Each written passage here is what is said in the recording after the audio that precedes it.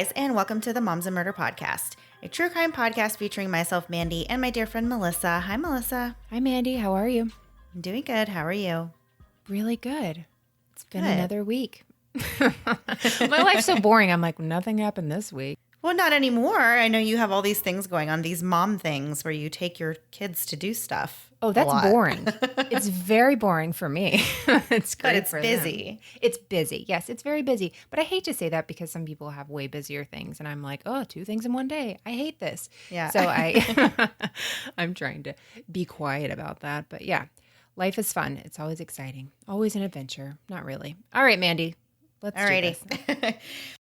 So everybody's heard stories about how winning the lottery really is not all that it's cracked up to be. There's actually been some TV shows even about this. One of them was called The Curse of the Lottery. Have you ever seen any episodes of that, Melissa? I've heard of it. Maybe it was just one episode and they had a bunch of different stories on there. Yeah. But I remember I've watched it. I watched it like years ago. All these stories about people who won big on their local lotteries and then have gone on to have just not great things happen in their life. So it's a thing, the curse of the lottery. Yeah. So not only do about 70% of lottery winners go broke within the first few years, but suddenly they have all of these people coming out of the woodwork. You know, everybody wants to be their friend. Even their own family members are looking for a handout sometimes. And money, as we've seen in a lot of true crime stories, drives people to do absolutely insane things. And that is what we're talking about this week. Today's story is about a man named Abraham Shakespeare, and it comes to us from our home state of Florida in the city of Lakeland. And before we get into what happened involving Abraham, we're going to tell you all about Lakeland, Florida in this week's segment of We Googled This City. Lakeland has a population of around 100,000 residents as of the 2013 U.S. Census Bureau. That's honestly more than I thought it Like would be. 5 times, maybe 100 times as much. Yeah, I did not think it was that big. No, I didn't either. It seems like a very, very small town. And people will tell us we don't know the definition of a small town. I get that. But like in my mind, 10,000 and under is a small town.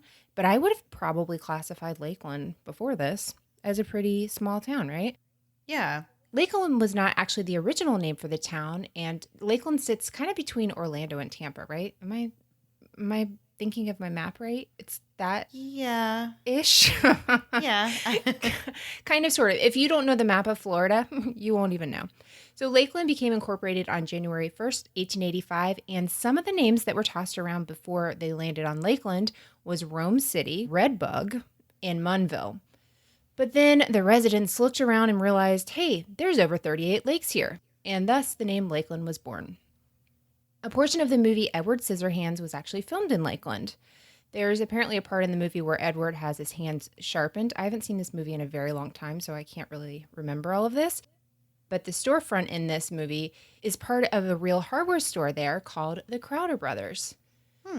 Yeah, Lakeland is also home to, you'll like this, Mandy, royal swans.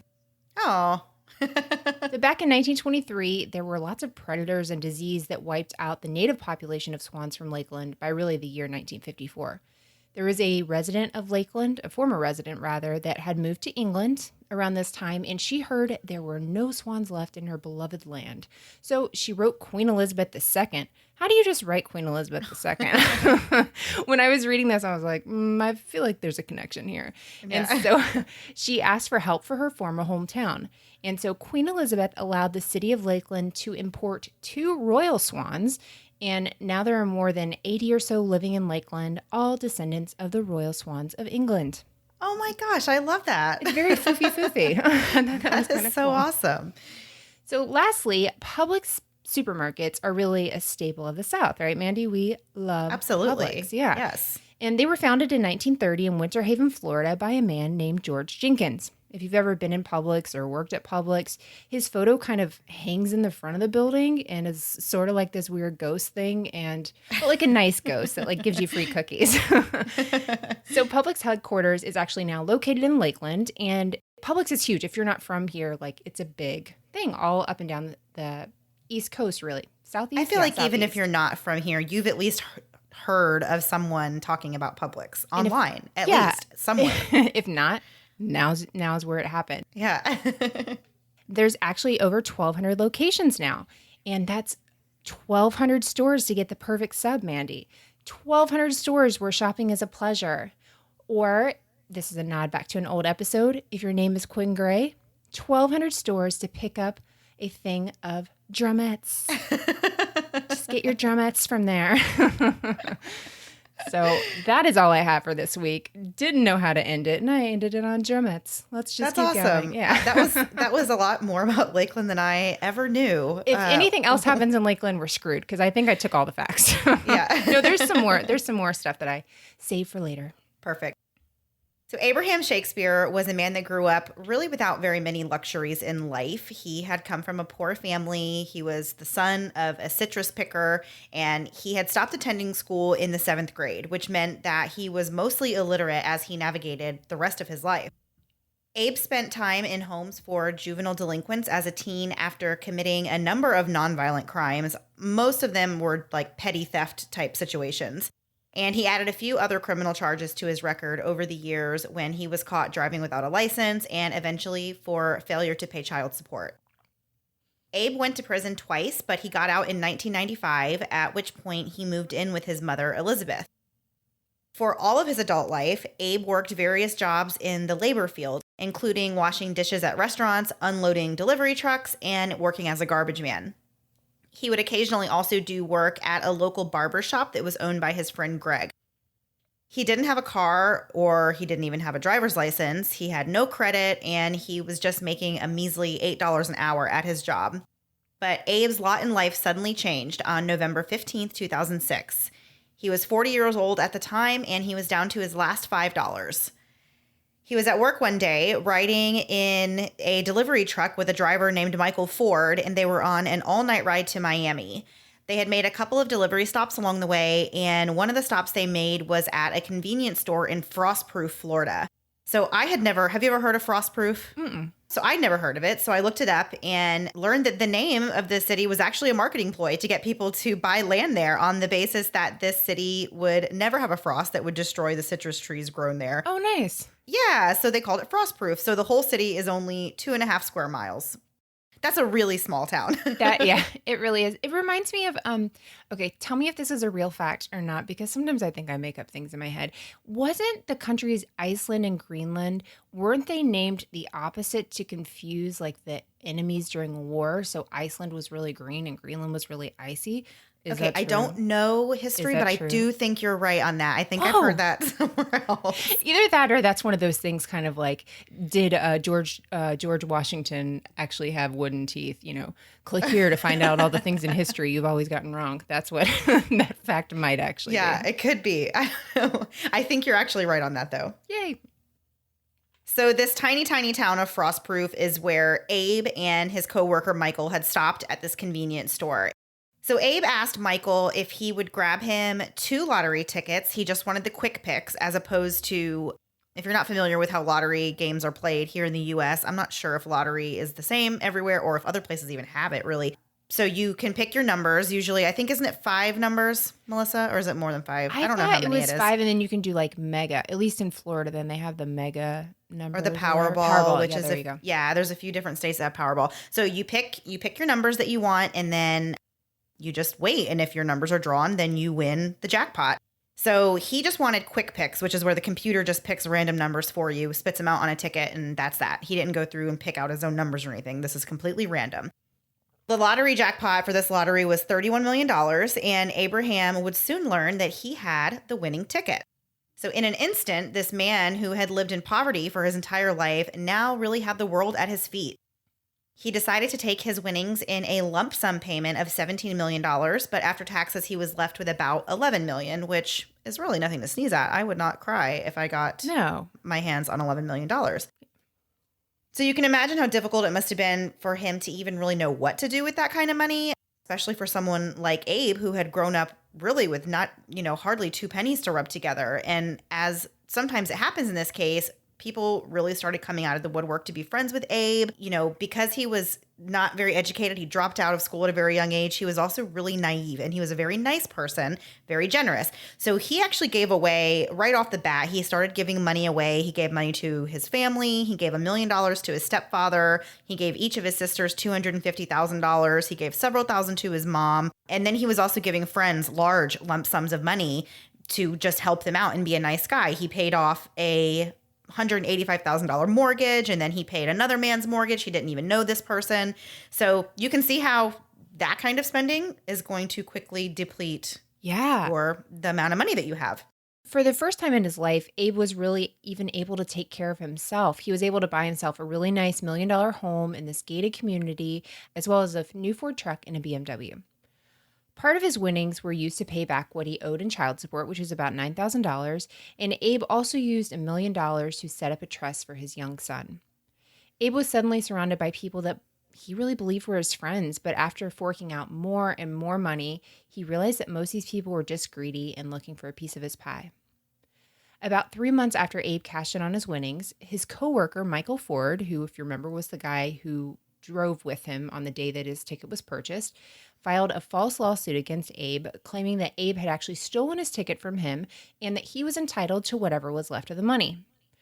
A drawn-out process ensued in which Abe had to go to court to prove that he was rightfully entitled to his lotto winnings. He even brought in a garbage bag full of old lotto tickets that he had purchased over several years. Like, basically, hey, I've been doing this for a really long time. Right. Like, my number was eventually going to come up. This is not a stretch. So this lawsuit went really nowhere, and Abe was able to prove that Michael wasn't entitled to any of the money. But this wasn't the end of Abe's post-lottery strife. I did think it was interesting. I wonder if he gave any money to Michael, because I kind of, especially as generous as he is, I wonder if he did. And, you know. He may have, yeah. I feel like he probably did, just based on the kind of guy he was. Yeah. So by the time 2 years had passed since the lottery win, Abe was actually starting to run out of money. He'd given much of it away to family and friends, as we mentioned before, and now he was down to just $1.3 million of the $11 million he had won such a short time period ago. That's so fast to spend that kind of money. It is. And I don't feel like he had this expensive taste. You know, he did have the nice house and, 2 nice cars, but I don't feel like there was anything else showing that he was living this like lap of luxury lifestyle. It seems like he was just helping a lot of people and maybe got manipulated by a lot of people, really.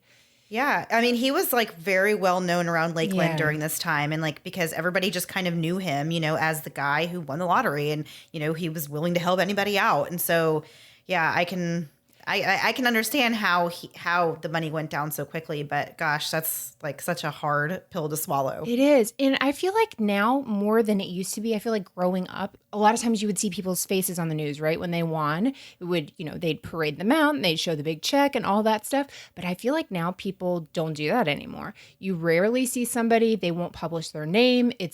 I've seen somebody wear a mask on TV. Like, it's really way more anonymous, understandably. Yeah, I'm not telling anyone if I win the lottery. Yeah, I don't blame you. I don't know that I could do it, but like in my mind, I'm like, no, I would never tell anybody. But if I have a secret, like it's 2 seconds before I'm like, okay, you can guess. I'm going to give you 5 guesses.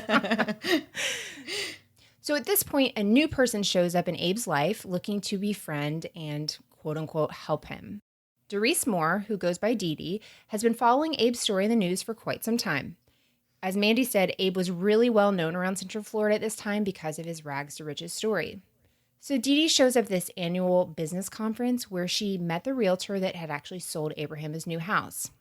At the time, Dee Dee was in a wheelchair and explained to the realtor that she had recently been in an accident, but that she was a writer and she wanted to be introduced to Abraham so that she could help write a story about him. So the realtor sets up a meeting between the 3 of them, and they all get together to have this conversation. So when Dee Dee and Abe finally meet, she discussed with him this idea that she had for a book, and she wanted to write it using Abe's story. But she also wanted to offer up her services as a money manager so that she could help Abe make the best choices with the money that he had left. Keeping in mind, we've been saying this whole story that Abe was mostly illiterate and was very naive. And so he was like, oh, you can handle my money. You can help me, not lose the rest of my money. Sure, you can be my money manager. So he trusted her and he took her up on her offer to help him secure the remaining money that he had left. As part of their deal, Abe purchased a home for Dee Dee to use as an office to work on this alleged book that she was writing to tell his story. But as time went on, no such book was ever produced, and it really appeared that the only thing Dee Dee was doing was writing herself checks out of Abe's bank account. But there was also other fishy and suspicious business when it came to Dee Dee as well.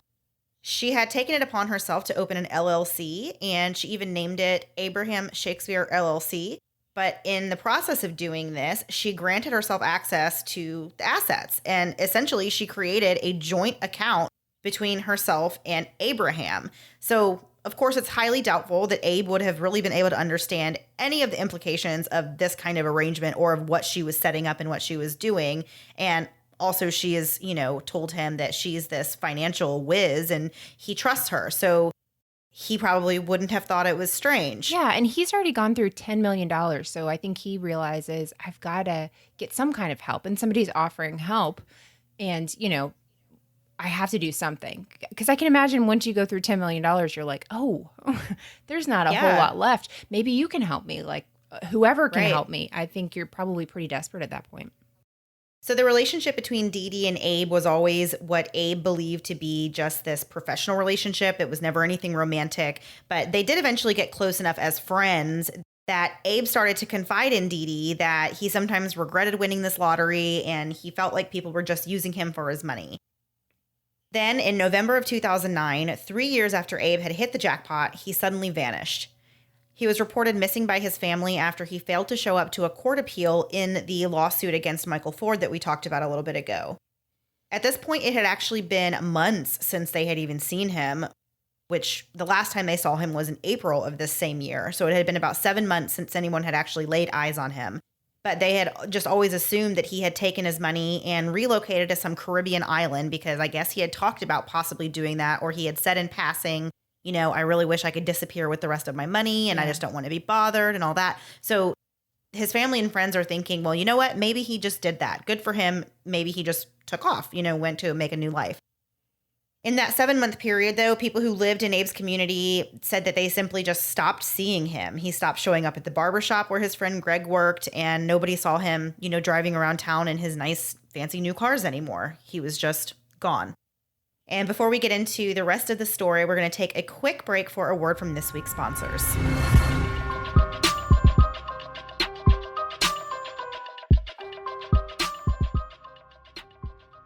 Two weeks ago, I had a full kids Saturday. We went from a soccer game to a birthday party to a kids English square dancing event. And yes, that is an actual thing.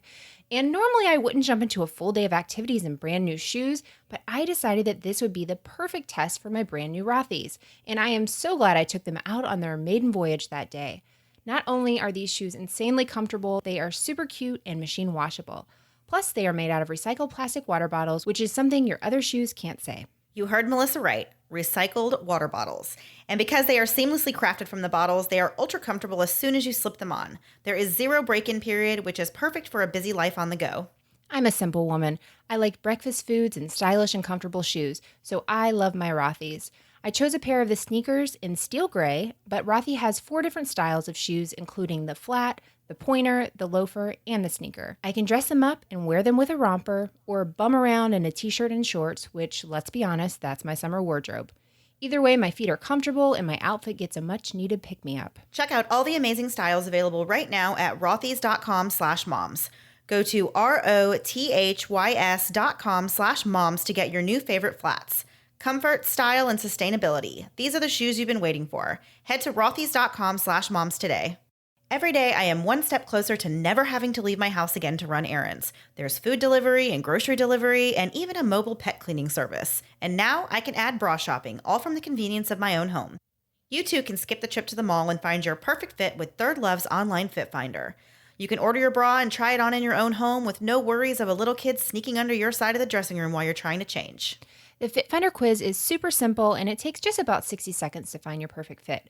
I thought the quiz was actually pretty fun, and it taught me that not only does your breast size matter, your shape does as well. My Third Love bra is easily the most comfortable bra I own, so much so that I bought another one. And I know it will be for you as well. Buying anything sight unseen can be a little scary, but that's why Third Love's return policy is so wonderful. Every customer has 60 days to wear it, wash it, and put it to the test. And if you still don't love it, you can return it, and Third Love will wash it and donate it to a woman in need. Third Love knows there's a perfect bra for everyone, so right now they are offering our listeners 15% off your first order. Go to thirdlove.com/murder now to find your perfect fitting bra and get 15% off your first purchase. That's thirdlove.com/murder for 15% off today. Now back to the episode. So now we have this missing man and these crazy circumstances surrounding it all. And then there's Dee Dee, who was almost immediately a person of interest in Abe's disappearance. Detective David Wallace was put... David Wallace? That's from TV's The Office. Okay, I thought that name sounded so familiar. It is. Same thing. I love David Wallace on The Office. Yes. So a new David Wallace was put on the case, and he knows that there was something really sketchy about the situation. He couldn't find any evidence that Abe had left on his own free will either. It didn't take long before police figured out that Dee Dee had a few dark secrets of her own. She had been in trouble with the law on more than one occasion, and her crimes were pretty brazen. She had once gotten caught embezzling $1 million in company funds and purchasing high-dollar luxury cars with it. She also took a lavish vacation on the company's dime later on. In another incident, Dee Dee attempted to defraud her car insurance company to get out from under her loan on a Lincoln Navigator by staging her own carjacking and rape and filing a false police report about it. She was convicted of insurance fraud and falsely reporting a crime, and she served 1 year of probation. Makes me wonder if her whole wheelchair thing was real.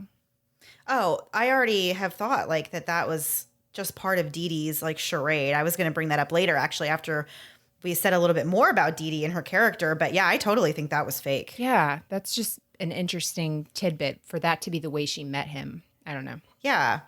So Dee Dee was understandably someone that the police really wanted to question harder about Abe's disappearance. So they brought her down for an interview. She played it really cool with the police, and she basically said, this is just all one big misunderstanding. She said that she helped Abe disappear with his money, but hey, he's still alive and well. She told police that Abe said he didn't want anyone to be able to talk to him or track him down, and that he would come back to visit every once in a while. Dee Dee also said that she personally helped Abe leave, and she said that she bought Abe's assets from him, including his house, which she moved into after his disappearance, for $840,000 in cash. Even if this was true, it was much less than what Abe's assets were actually worth. At the very least, she appears to be really bad at her job as a financial advisor. And needless to say, her story really didn't add up, nor could she even prove that any of this was even true. The police were unable to verify that she had given Abe $840,000 in cash or that she ever had $840,000 at all. That seems like if you're going to tell somebody that story, you better be able to back up like you had that kind of cash around. Yeah. I watched a little clip of a press conference that Sheriff Grady Judd, who, if you are from the Florida area, if you know anything about Polk County or anything, he's hilarious, and he's just like a very no nonsense kind of guy. But he did a press conference about this, and he was talking about this $840,000 that she alleged that she had used to, give Abe in cash in exchange for all of his assets. And he was just saying, they could find no evidence that she ever even had that kind of money. And, if she did, then he made this little joke like that the IRS is sure going to want to know about it and check it out. So, yeah, but it's just such a weird thing to say to the police that like I bought, I gave him $840,000. Like, you don't think they're going to try and verify that? Right. Somehow? I feel like it'd make more sense to be like, he told me to take care of his house while he was gone and that he would come back in. You know what I mean? Selling it for cash, that's a big... How do either of you have this money at this point, Right. Yeah. So all of this that we're talking about wasn't even the only information that came to light regarding Dee Dee's handling of Abe's money. As it turned out, Dee Dee had been spending Abe's money ever since he was last seen in April of 2009. She had been writing checks out of this joint account that she had deceptively and fraudulently set up so that she could have access to the money. In the months leading up to Abe's disappearance, Dee Dee had already purchased a Corvette for $70,000 and a Hummer for $90,000. So, of course, with all of this, the suspicion is really mounting against Dee Dee, and she was starting to really feel the heat that the police were putting on her. So she decided to reach out to Abe's friend, Greg, who was the barbershop owner. One of the reasons that she did this was because through her relationship with Abe, she had learned that he had given Greg a $63,000 loan, and she intended to use that information as leverage to manipulate Greg into helping her. So she told him that if he would help her get the police off her back, she would forgive the $63,000 loan, which I didn't really understand. I'm assuming that nobody in this story really knows anything about how financial advisors work. Including Dee Dee. including Dee Dee. She doesn't understand either, because even if you're someone's financial advisor, like, you don't have a right to like forgive debts on other people's behalf. You know, she can't just say like, yeah, I'll forgive this for you. Yeah. That would be up to Abe to decide like if that was okay. You know, it's his money that he's owed. So I just thought it was very confusing that she tried to use that. But Greg was, you know, thought this sounded like a great idea, that he could get this loan forgiven and he wouldn't have to pay back any of this money. So he agreed to help Dee Dee. And at this time, he is fully on board with Dee Dee, that her story is true, and he believes that Abe has gone and taken his money and moved somewhere else. This is what Dee Dee has told him. So he just thought, I'm going to help Dee Dee however I can. I don't really know what he thought he was helping with, but I guess just to hide his friend who doesn't want to be found. That's what he is thinking. He's going in this to help. So at Dee Dee's persuasion, Greg agreed to pretend to be Abe and place phone calls to Abe's mother where he was like, oh, I'm okay. I don't want to be found. I'm fine. You know, I'm doing my own thing. By chance, did you hear Greg actually like reenacting himself doing that? I did. Yeah. It was so hard to hear, wasn't it? It was. It just made me It sad was. because basically all he did was use his same voice, but then he kind of slowed it down a little bit. But that was all he did, expecting his mother not to realize that's not her son. Not him. Yeah. Right. Yeah. So Greg also agreed to sign cards from Abe and having them sent to his family so that they wouldn't worry about him. In another attempt to make it seem as though Abe was just living the good life on a tropical island, Dee Dee wrote a 2-page letter to Abe's mother and signed it with his name, which, as you just said, this is odd. His mom knows he dropped out of school in the 7th grade. She's known this man his whole life. She knows he can't read and write. He's definitely not going to write her a 2-page letter and sign it and, you know, deliver it that way. So she was really instantly suspicious about this whole thing as soon as she got it. She did say that the signature, it did resemble Abe's signature, but she was thrown off by the fact that he would be writing her a letter like this at all. So Dee Dee convinced Greg that all they were doing by doing all these things was to just help Abe stay undercover where he was at, and that, you know, she had this idea in her head that it was her personal mission to see to it that Abe was never found. Of course, at this point, the police were already all over Dee Dee, and they were already following her every move. So they realized that she had been having these meetings with Greg. And of course, when the police are investigating you for something like this, they really think you have something to do with this man's disappearance. Everybody that you talk to, they are also going to look at these people now. You know, if you're having frequent meetings, especially when you're meeting up with someone who also knew the victim in this case, they're going to be like, what is going on here? So the police, after one of these meetings that Dee Dee and Greg had, the police decided to follow Greg, and they pulled him over to ask him a few questions about this phone call that he had made to Abe's mother where he was claiming to be Abe. Obviously, that does not look good for him, you know, to the police. They're thinking, well, he's obviously in on something with this if he's pretending to be this man. But within just a few minutes of speaking with Greg, the police realized that he was really just another victim in all of Dee Dee's antics. And they knew that she was manipulating him, but they still wanted to use Greg's close relationship with Dee Dee to their advantage. So they put him to work as a confidential informant, which I think is one of my favorite things about this whole entire story. Me too. That Greg went and like helped the police with this after, you know, and that the police were like, okay, we know like you don't have anything to do with this. We can tell that, you know, this woman is also manipulating you. So I just thought that was just one of my favorite parts about the story, that he turned confidential informant. Me too. So Greg agreed to continue meeting with Dee Dee and gathering information on her, but he also had another idea with how he could get proof of these things that Dee Dee was saying in their meetings. He came up with an invention of his own that he called the catch can. It was a Red Bull can that he installed a microphone inside of and used it to record his interactions with Dee Dee. The detectives on this case were actually super impressed and amused by the catch can idea. And one said in all his years as an undercover officer, he would have never thought of this. I thought it was so funny, the catch can. Yeah, but that's like putting me with a Diet Coke can. Nobody would be like, maybe that's a recording. Like they'd be like, no, Melissa's definitely just drinking that. So the tapes that were recorded from the can were very incriminating for Dee Dee. In one conversation, Greg asked her what she thinks about Detective Wallace, and Dee Dee says that she thought he was trying to frame her up for killing Abe. And Greg, of course, at this point still believes Abe is just living the life on an island. Another recording captures Dee Dee convincing Greg to now pose as a drug dealer from Miami named Ronald. She told him that this man named Ronald had seen Abe, but she said that she didn't know his last name, and for some reason she wanted Greg to pretend to be this guy. That was all very, very confusing to me. I feel like she was just like throwing things at the wall to see what would stick. Just everything she all was. at once. So, spoiler alert, guys, there is no Ronald. Through the tapes and other evidence that the police had collected on Dee Dee, they now believe she was the prime suspect in Abe's disappearance and his probable murder. Sheriff Grady Judd, that Mandy talked about earlier, held a press conference in early January 2010 in which he said that he hoped Abe was in fact alive and well in the Caribbean with all of his money, but that the investigation into his whereabouts did not point to that being the case. Finally, after several hours of taped conversation and interaction with Dee Dee, playing along with this whole charade and setting her up, she drops a bombshell on Greg. Dee Dee casually asks Greg if he would help her move Abe's body. Up until this point, Greg really believed that Abe was actually still alive, and he was really taken aback whenever Dee Dee starts talking about Abe's remains. She said that she would need his help because of the location of the body and the fact that her neighbors would be able to see what she was doing.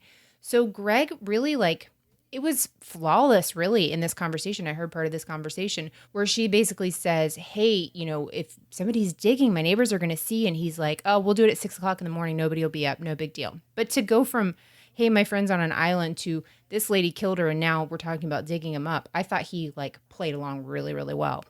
Very much thought on his toes. He did not miss a beat on that. So Greg continues to play along, and he gets Dee Dee to tell him where the body is. And it was actually on her boyfriend's property under a concrete slab in the backyard. Can you imagine learning this? No, and that's your friend, and you, at least at first, he thought she was his friend too, and he thought she was Abraham's friend.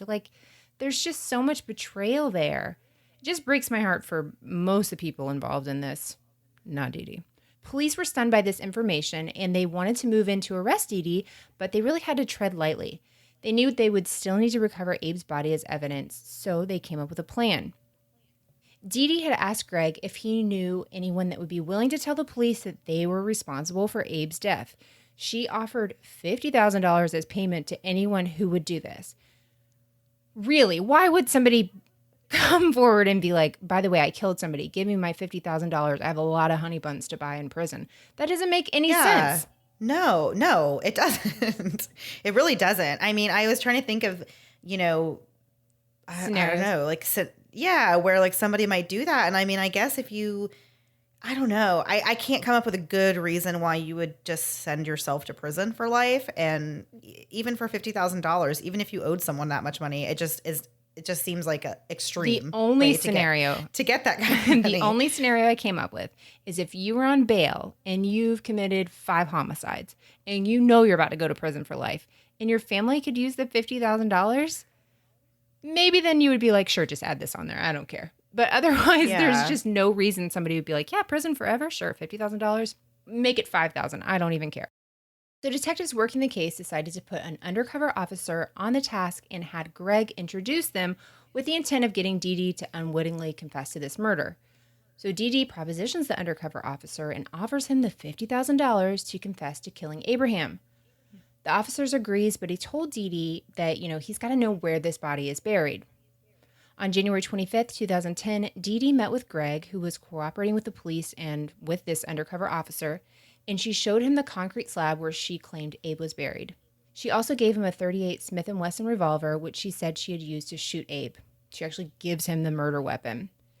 The case against Dee Dee was stronger than ever, and all the police needed was the final piece of the puzzle. They began digging on the property on January 26, 2010, and the following day they found what they were looking for. Human remains buried beneath a concrete slab, right where Dee Dee said they would be. And we have more to get into in this story, and we will right after one last word from this week's sponsors.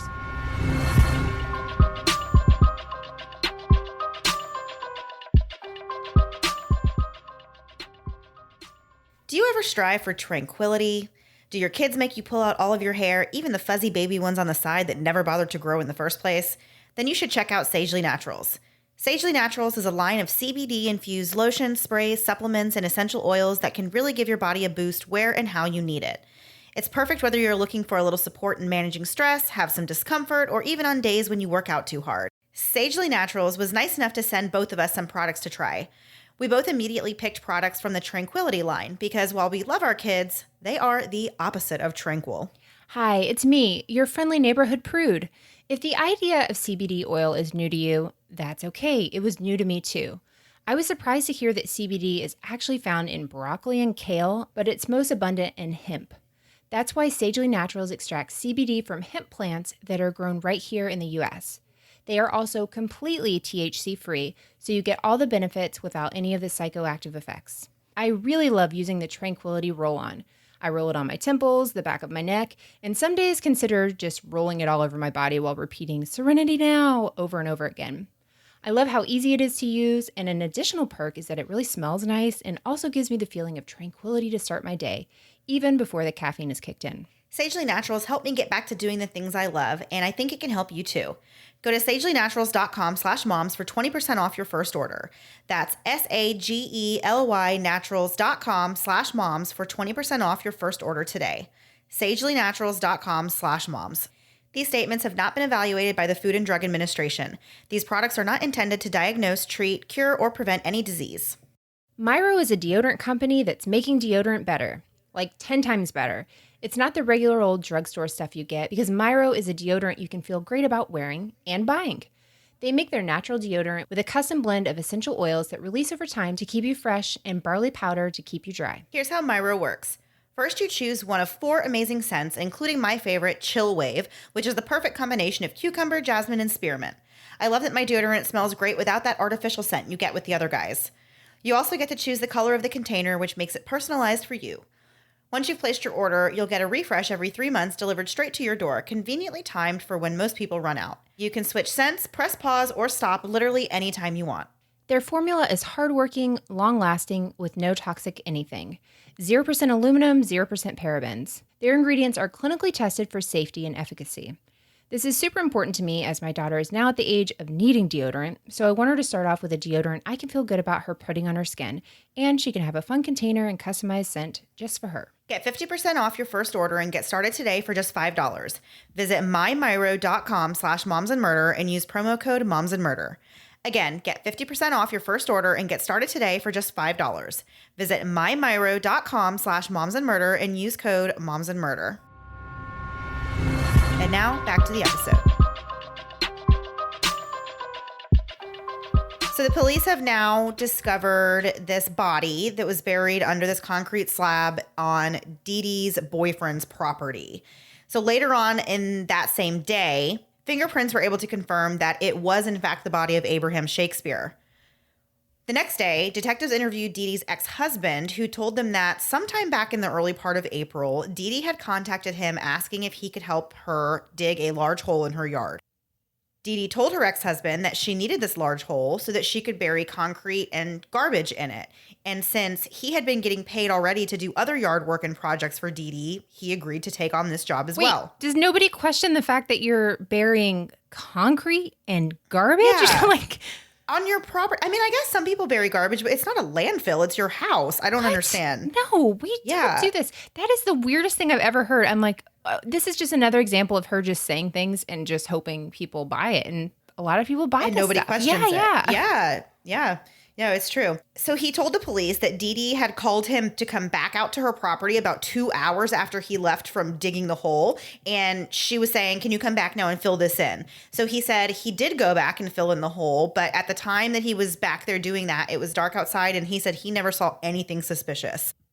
An autopsy that was performed found that Abraham had been shot twice with a .38 caliber gun, which, as we said, was the same caliber of weapon that Dee Dee had given to Greg and, had confessed that this was the murder weapon. So that definitely lined up with what, police already had on her.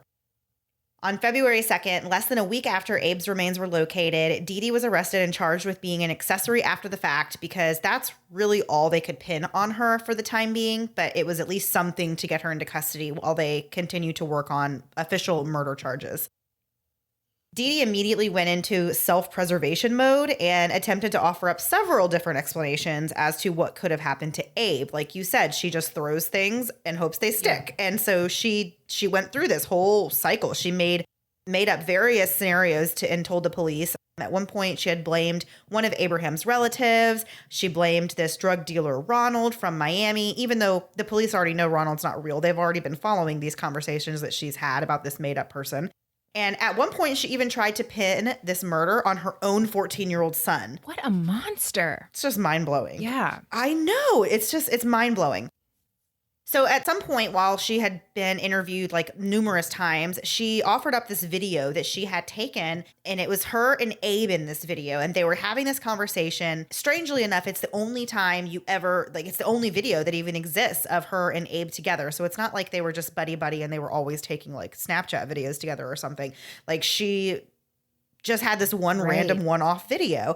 And in this video, you can hear Dee Dee asking Abe if he ever gets tired of people asking him for his money. And Abe said, they don't take no for an answer. And then Dee Dee starts asking Abe, where would you go if you could escape? And he just kind of like, you could tell that he's a little bit annoyed or confused by this whole exchange, but he just said like, it doesn't matter. I'm not a picky person. It doesn't matter. So then Dee Dee offers up some suggestions of her own. She asks like, oh, what about California or Cozumel? Do you want to go to Mexico? And, asked him if he would miss living in Florida. And he said, I might miss it, but life goes on. Of course, this video seems to suggest that Dee Dee's story about Abe taking off with his money, could be true.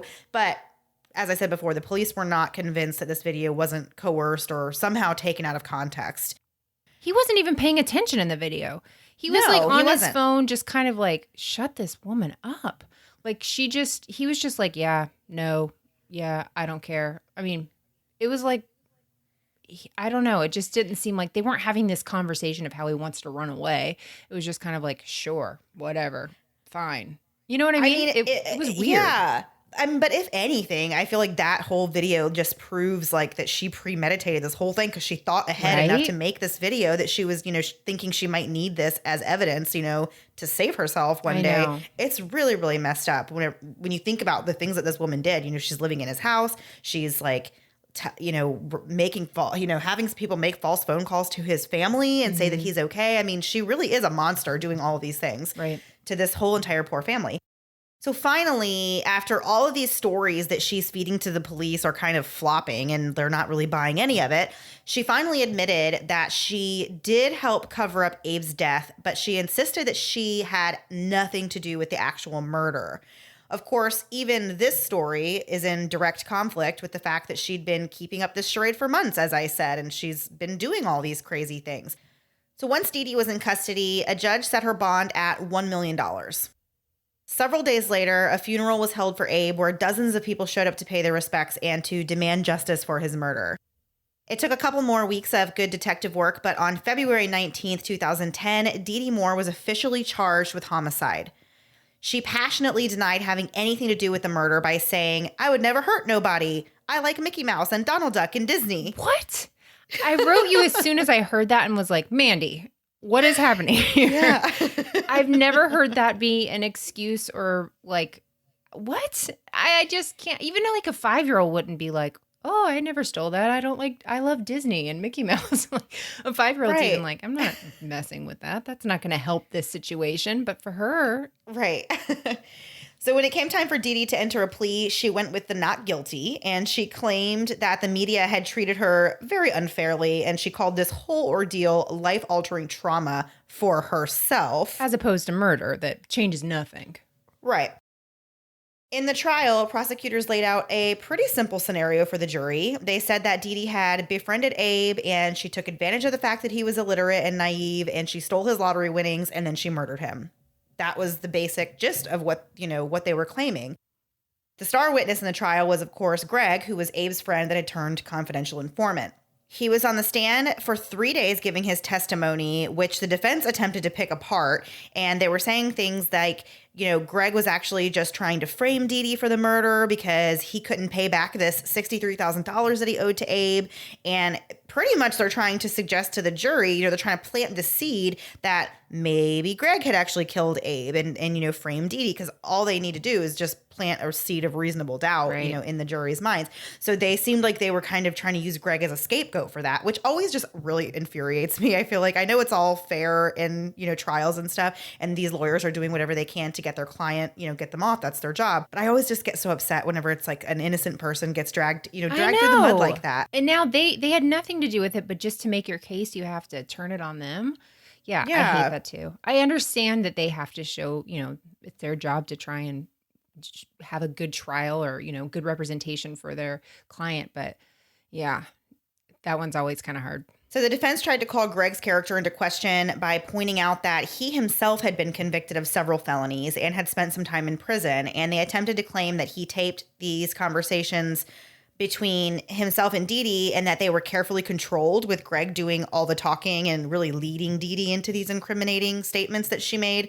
I mean, come on. So throughout the whole trial, Dee Dee really has a really crappy attitude and repeatedly makes snarling faces and really aggressive gestures at the jurors, which, why are you doing that? It's never going to work out in your favor. No. I never understand that. So a friend of Dee Dee's even approached a couple of jurors in the court parking lot one day and made intimidating remarks. It was bad enough that the judge actually ordered security guards for the jurors because they felt threatened and uncomfortable. Dee Dee did not testify in her own trial, and on December 10th, 2012, she was found guilty of first-degree murder as well as discharging a firearm.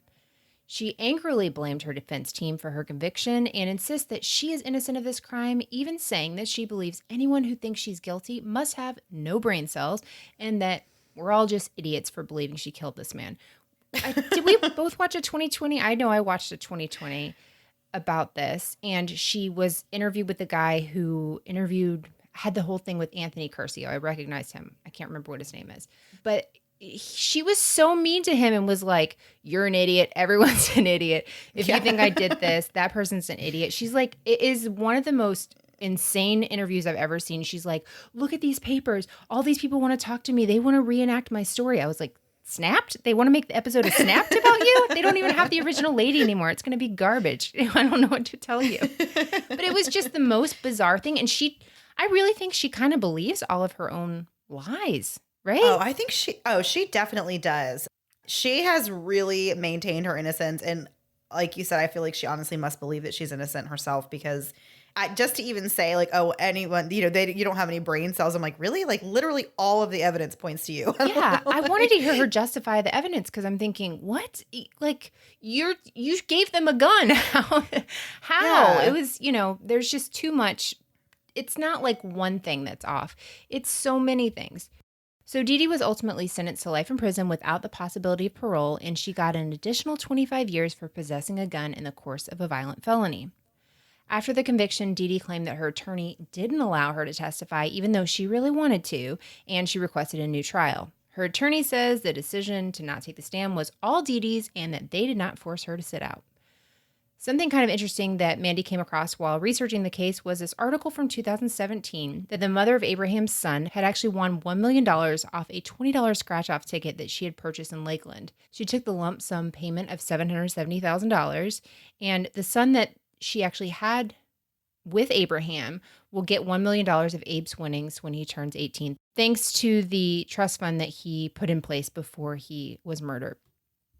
What a small world it is that the mother of his son also won $1 million. I know. That's like, I feel like if you even know anybody who ever has hit even like a scratch off, like to win $1 million on a scratch off is a lot of money for a scratch off. But then to have two people that were they have a child together, and like both of them won like lottery jackpots. It's really, it just seems very strange. It does. I just wonder if we just don't know about so many people that win. Like you were saying, that people kind of keep it to themselves and they can be quiet about it. I wonder if there are more people and we just don't hear about it, Because I do know of a couple people that have won some kind of lottery things, and I'll never tell you how I know them, but for the same reason that they don't want that information out there. And I understand it, but they haven't given me any money. So maybe this is where I start blackmailing them. I'm just kidding. Yeah. So we actually have a couple of fun facts about winning the lottery, because it was just kind of something that came up while we were, researching this story. So lottery winners are more likely to declare bankruptcy within 3 to 5 years than the average American. And nearly 1/3 of lottery winners will eventually declare bankruptcy, whether it's in the first few years or just at some point, which is really interesting. But you hear of that, and people are not prepared to get that kind of windfall usually, and they don't know what to do with it. And people do. They give money away. I read this study that said that lottery winners just have a hard time telling friends and family no when it comes to money, and that, your family, especially, you think these are people that you love about and care about deeply. And so you want to help them and you want to make sure they're okay. But unfortunately, like we said, money is kind of the root of all evil a little bit, and it can kind of even turn your family against you. So as of 2016, Florida is the state with the third highest revenue generated from lottery tickets. And we only come in behind California and New York, which I thought was pretty interesting. I guess people in Florida love their lottery. As we said, there's lots of stories out there. There's been TV shows and, specials, nightly specials that have come on outlining situations where people have won the lottery and just really wishing they never had won any money at all. So that's really interesting. I read something that said that there's like studies that show that people who win the lottery, like they're not any happier or anything. Yeah. I feel like I would like to be the guinea pig and test that theory. I believe it though. What is it? Who said mo money, mo problems? Is that Biggie? That is Biggie. Yeah. But really, I mean, I can see how it costs more to maintain things, and you have so much going out, more than you normally had going out. And I get how that would be another stressor. I mean, it'd be nice to be comfortable, but I can see how that could go downhill really quickly. But yeah, I would also like to give it the old college try. Yeah. But I also don't play the lottery. I only ever buy a ticket if it's like the biggest, which is the dumbest time to buy it because me too. Yeah, because that's when your competition's there. Everyone's playing then. So yeah. I like scratch off tickets. I don't buy them very often. The last time I bought one was just like a random thing. It was like a little scratch off ticket vending machine at the grocery store. And I had a couple singles, like dollar bills. So I just went and bought one and I ended up winning $150 on that ticket. So yeah, but it was like I haven't bought a scratch off since then because I'm like, well, like I'm probably literally never going to win another scratch off ticket again. So. I remember at Christmas, we had an uncle that used to give us scratch off tickets and we just knew like, hey, if you win anything, you got to give it to your parents and turn it in for you. Yeah. That was like a very common Christmas gift for us. And I loved it. Those were like my favorite gifts. Yeah. So before we get out of here for this week, we're going to do our last thing before we go. And the first question comes from Sarah E. in our Facebook group. She wants to know if we have ever had jury duty. Melissa, have you ever had jury duty? So I have been picked to go to, like, I've gotten a jury summons whenever I lived in a small town north of Tallahassee, basically Georgia. And it was the funniest experience of my life because you go and it's like small town, very, very small town. And there are 5 people there I knew right off the bat. Walk in, everyone's hugging each other. Everyone knows each other in the room. So as they're like picking people to, question, like, do you know the defendant? One person would be like, yeah, that's my cousin. And the next person would be like, are you related to anybody in the case? The sheriff is my uncle. Literally everything. They went through like 25 people. Just everyone was related to somebody in the case, or I own the store, or this, and this. So I was like, I'm definitely going to be on here. But my number never came up. I haven't been chosen, or I haven't gotten a summons since I've lived in Orlando, which, I mean, I just feel like odds are I'm probably going to get one tomorrow. Wait, no, I did get one, but it was whenever my son was really small, so I was able to call out on it. But I want to. I don't think we'll ever be allowed to with this podcast. What about you? I've been called twice, but the first time I had, my older son was like 3. And of course, being a stay-at-home mom, like I didn't really have anybody to watch my child while I was in a courthouse all day. So I did the same thing. I just sent in a letter explaining that I had a young child at home. Because I think in Florida, it's a law. Like if you have a child under the age of 6 at home and you are the sole provider or caretaker of them, then you can be excused from jury duty. So I used that excuse that time. And then I got another summons when my second child was a newborn. I think he was like 5 or 6 weeks old, and they sent me a jury summons. And same thing, I sent back like that I have a 3-year-old and a newborn baby. So sorry, I cannot go to jury duty right now. So I got excused from both of them. I haven't had a summons since then. They probably took me off the list. They're like, this woman is too busy popping out kids. They're waiting to put you on a federal one. You cannot get out of federal ones. Have you? Well, I used to work for this doctor and he got a federal summons and he's like, you got to get me out of this. So I'm like, all right, thinking it's a regular jury summons you could get out of. So I like write this letter and I'm like, he does surgeries. He can't believe. You call again. He's still on the list. And he's like every day pressuring more and more. He's like, you have to get me off this. They need to know, like we're writing certified letters, all this stuff. I'm like, I don't think you can get out of this. And so the Friday before, He has these surgeries. He's like, we might have to reschedule. I'm like, yeah, I've been telling you this for like 3 months. Calls his like personal attorney and he comes to my office. He's like, okay, we have to get rid of everybody on Monday. We have to reschedule. I'm like, I know, I've been saying it. And he said while he was sitting there, you just cannot get out of federal for anything. And he said he sat there, and as the numbers were called, he said he just started getting like a full-on migraine because he realized they were like, you have to be prepared to be here 6 to 8 weeks, blah, blah, blah. And he's like, I'm a small business owner. I have all these people working for me. And like there was somebody else that was like owned a huge company, and they were like, sorry, that doesn't matter. It was just a mess. He was like, I'm going to be stuck here forever. So luckily he got out of it, but I'm terrified to get federal because they just are like, I do not care. Do not care how many kids you have. I don't care if you have a horn growing out of your head. You're going to be here. He was like, people were trying to act crazy and it wasn't working. And I was like, oh my gosh. So yeah, this was a long answer for both of us to have never been on jury duty. I'm sorry. I'm very talkative and very hot in this room. I've got to turn my air down lower next time. Okay, next question.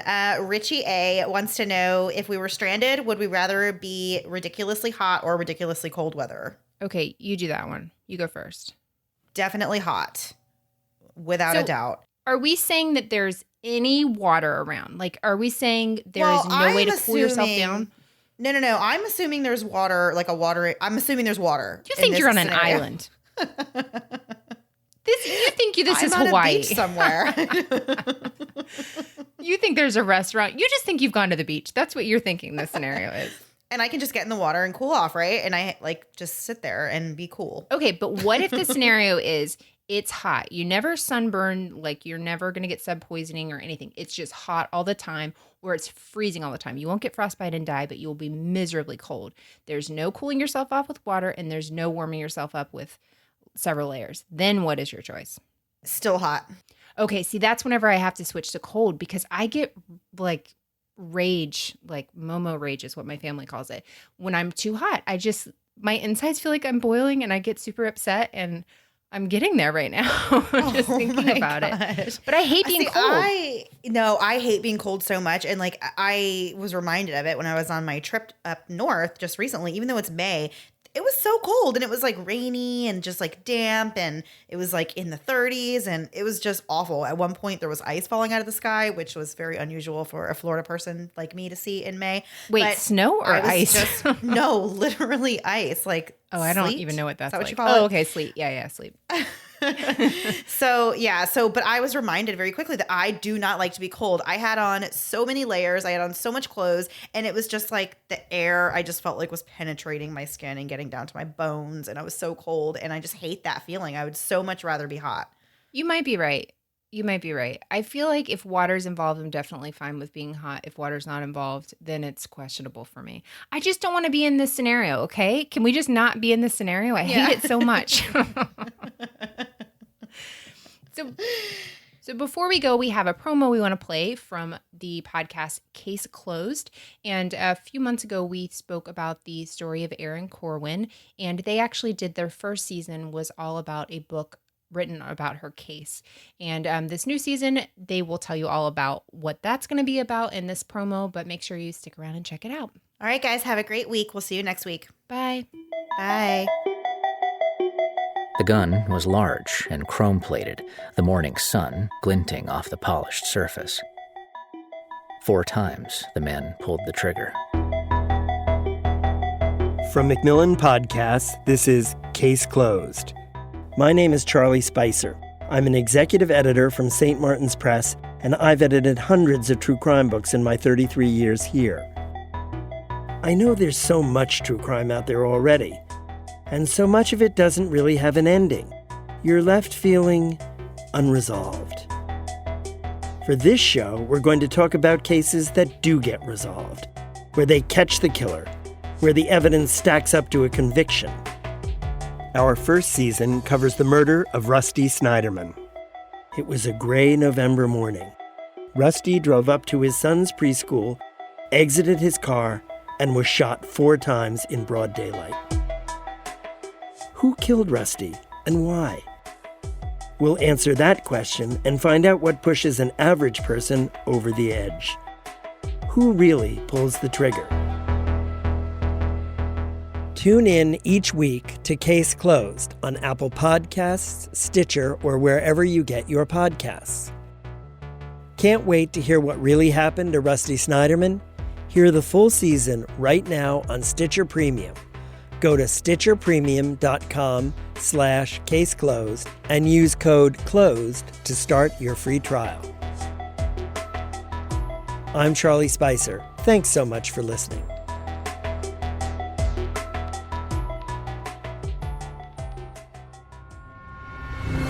Thanks so much for listening to the Moms and Murder podcast. Make sure to check back with us next week for a new episode.